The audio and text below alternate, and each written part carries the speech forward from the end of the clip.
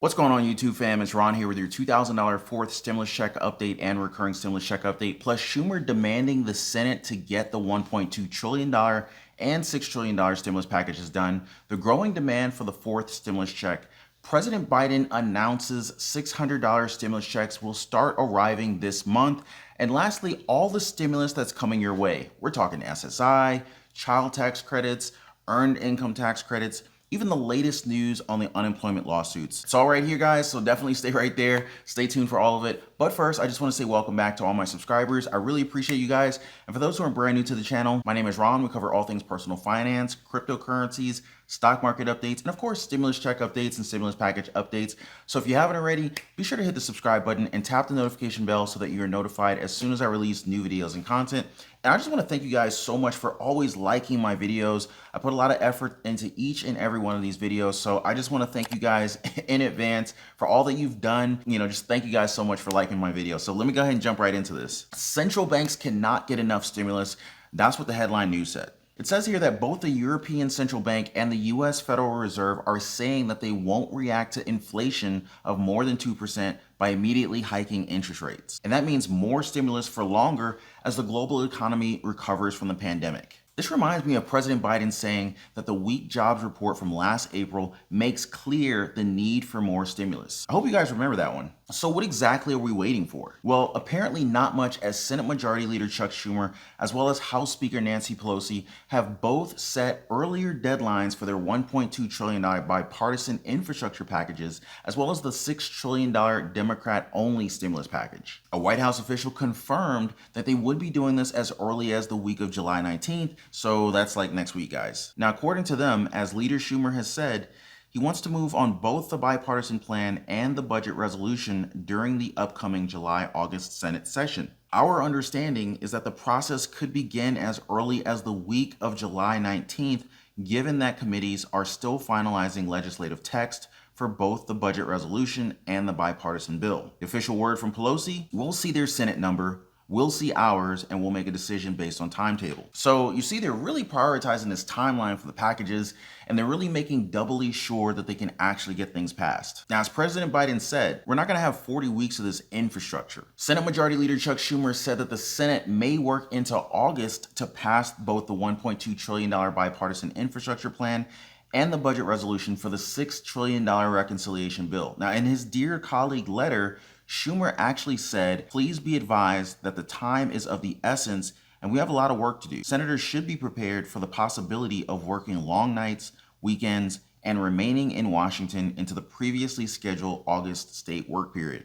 Oh my God, they might actually have to do some work. Who knows how they're gonna handle that? Oh my God, like, these guys need to go to work anyway. These lawmakers are forever on recess or taking some kind of break. So I'm actually kind of happy that they're putting some actual timeline to this here. And I think that this would actually light a fire under these lawmakers' butts to actually get something done. Now, as for House Speaker Nancy Pelosi and the House of Representatives, they're just waiting for both pieces of legislation and the Senate. And in Nancy Pelosi's words, I have said that I really cannot take up the reconciliation until we see the infrastructure. Cannot take up the infrastructure until we see the infrastructure and reconciliation addressed by the Senate. Sounds like some contingencies there to me, but honestly, at this point, it's just a matter of putting pen to paper as senators are essentially working with the White House to turn the $1.2 trillion infrastructure framework into legislation. Now, at the same time, the Senate Budget Committee, led by Senator Bernie Sanders, is also working on their $6 trillion Democrat-only stimulus package, and that could mean a lot of money into our pockets. Well, let's take a look at a few things that we do know so far. We're looking at climate change infrastructure,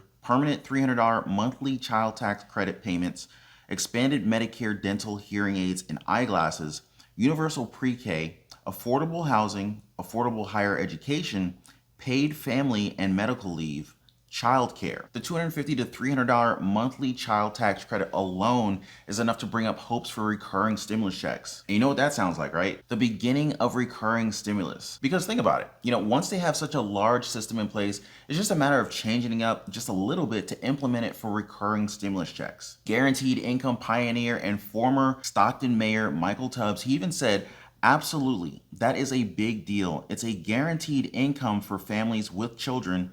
It's amazing, and it needs to be permanent. That's the first fight that we should be focused on. Now, personally, I think he's got, I think he makes a good point here, but at the same time, let's not totally ignore those who are single, who are not married. Let's not ignore those who don't necessarily have children. I would love to see a lot more support in place for those who don't necessarily have children and who don't qualify for the child tax credits. But that's just my take on it.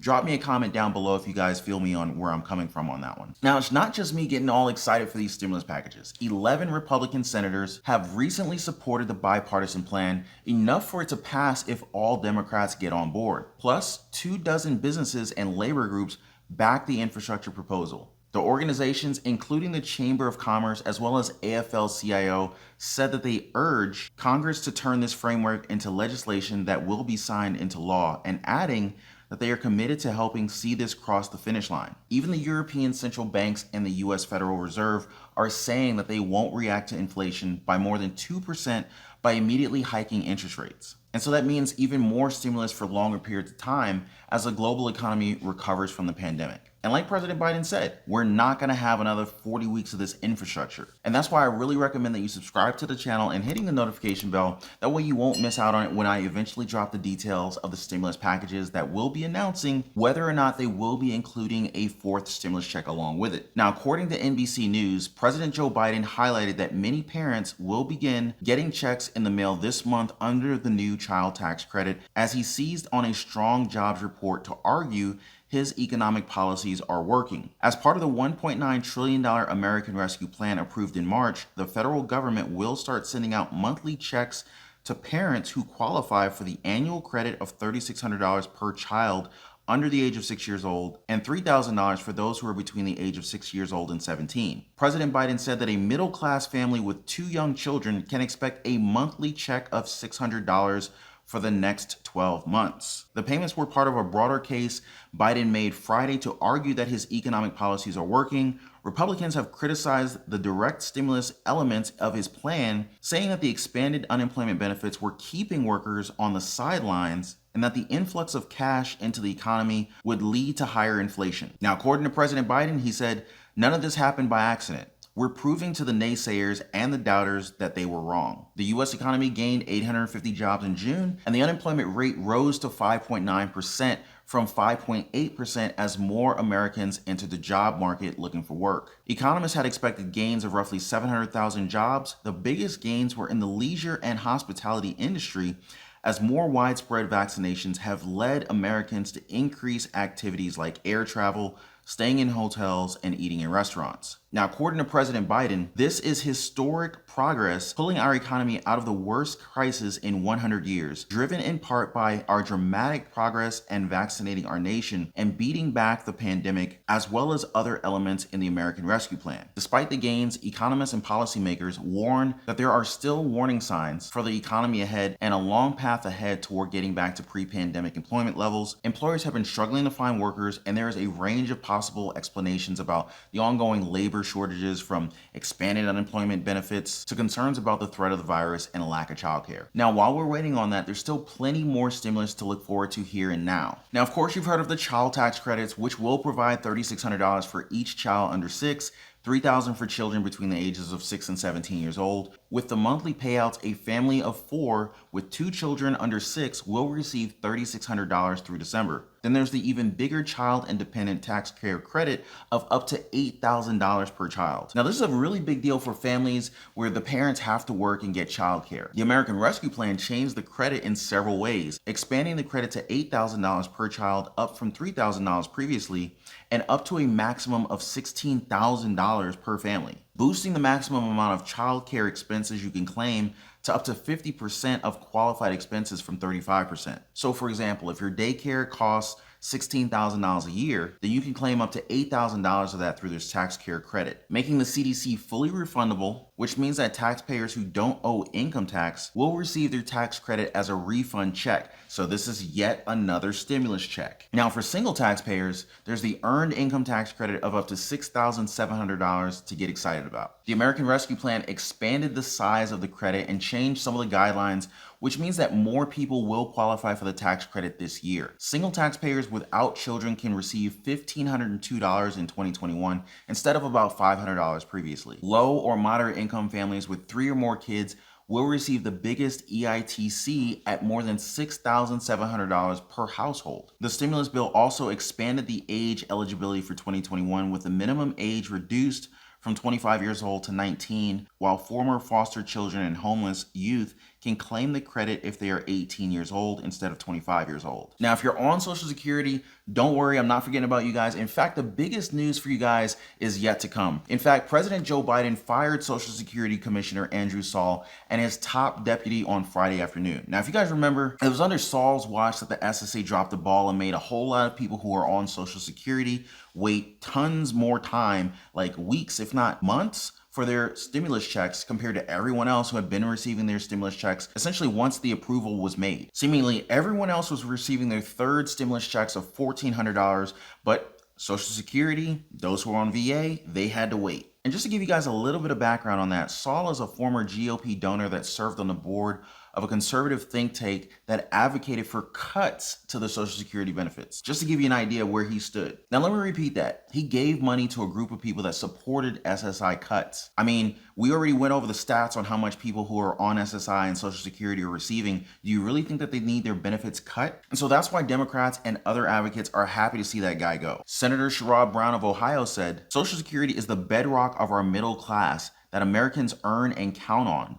And they need a Social Security commissioner who will honor that promise to our seniors, survivors, and people with disabilities now and for decades to come." Now, this is just in time as Biden has just asked for an additional $1.3 billion for Social Security Administration as part of his 2022 budget proposal. Now, that brings their money up to about $14 billion, which is a 9.7% increase from 2021. I hope this is a good sign of better things to come, as Biden still has a long list to accomplish when it comes to his campaign promises for Social Security. Now remember what he said. For our seniors, Social Security is a sacred obligation, a sacred promise made that they paid for. If I'm your president, we're going to protect Social Security and Medicare. You have my word. I hope we have his word. First and foremost really is increasing Social Security payroll taxes for those who are making over $400,000 a year. Now this would help pay for the proposed benefit increases, including a raise to the minimum Social Security benefit of at least 125% of the federal poverty level. Now that's about $1,341 monthly for you guys, so an increase of $547 a month. Now that's great, as we've been waiting way too long for this promised $200 monthly increase that we've been hearing about since last year, right? There's also some other proposals from President Biden that could also help us out. Using the Consumer Price Index for the elderly to calculate Social Security cost of living adjustments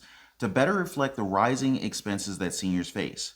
A minimum benefit of 125% of the federal poverty level for people who worked 30 years, gradually increasing benefits by 5% for those who have received Social Security for 20 years or more, allowing surviving spouses to keep a greater share of the benefits of about 20% more. And great news, Ohio joined the fight to get back unemployment benefits that were ended early by some states. Two Ohios in Ohio filed a lawsuit to make Governor Mike DeWine restore the state's participation in several federal unemployment programs, which included the $300 weekly unemployment boost. Now, their lawsuit points out how DeWine's move represents a willful and blatant violation of Ohio law, in addition to jeopardizing the personal and financial well-being of Ohioans who are struggling to recover from the pandemic. They even refer to the preliminary ruling from Indiana that made Governor Holcomb continue paying benefits. In that case, Judge John Hanley ruled that Indiana's decision to cut off the $300 benefit prematurely violated state law. Hanley said that withdrawing from the federal program put Governor Holcomb and Indiana Department of Workforce Development Commissioner Frederick Payne in violation of their statutory duties. And so that's why Ohio lawmakers are saying Indiana's statutory language is very similar to Ohio's.